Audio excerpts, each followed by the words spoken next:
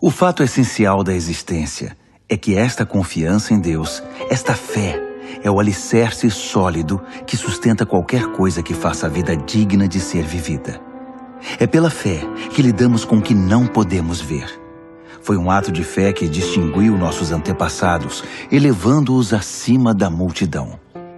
Pela fé, vemos o mundo trazido à existência pela palavra de Deus, o que foi criado e que podemos ver por meio do que não vemos. Por um ato de fé, Abel apresentou a Deus um sacrifício melhor que o de Caim. Foi aquilo em que ele acreditava, não o que ele trouxe, que fez diferença. Pelo que Deus observou, pôde aprová-lo e considerá-lo justo. Após todos estes séculos, aquela fé continua a chamar nossa atenção. Por um ato de fé, Enoque escapou da morte. Eles o procuraram e não o encontraram, pois Deus o tinha tomado. Sabemos, com base num testemunho confiável, que antes de ser tomado, ele agradou a Deus. É impossível agradar a Deus a não ser pela fé. Por quê? Porque qualquer um que deseja se aproximar de Deus deve crer que Ele existe e que se preocupa o bastante para atender aos que o procuram.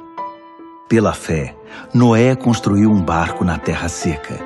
Ele havia sido avisado de algo que não podia ver e agiu apenas com base no que foi dito a ele. O resultado? Sua família foi salva. Seu ato de fé estabeleceu uma linha divisória entre a maldade do mundo descrente e a justiça do mundo que cria. Como consequência, Noé tornou-se íntimo de Deus. Por um ato de fé, Abraão disse sim ao chamado de Deus e partiu para um lugar desconhecido que se tornaria seu lar. Quando ele saiu, não tinha ideia de para onde estava indo. Por um ato de fé, foi residir no país que, de acordo com a promessa, seria dele. Viveu ali como estrangeiro e morava em tendas. Isaac e Jacó fizeram o mesmo, vivendo pela mesma promessa. Abraão agiu assim, mantendo o olhar numa cidade invisível, que tem fundamentos reais e eternos, a cidade planejada e construída por Deus. Pela fé, a estéril Sara conseguiu engravidar, mesmo sendo já bem idosa, porque ela creu que a pessoa que fez a promessa iria cumpri-la. Foi assim que de um homem idoso e sem vigor, nasceram milhões de pessoas.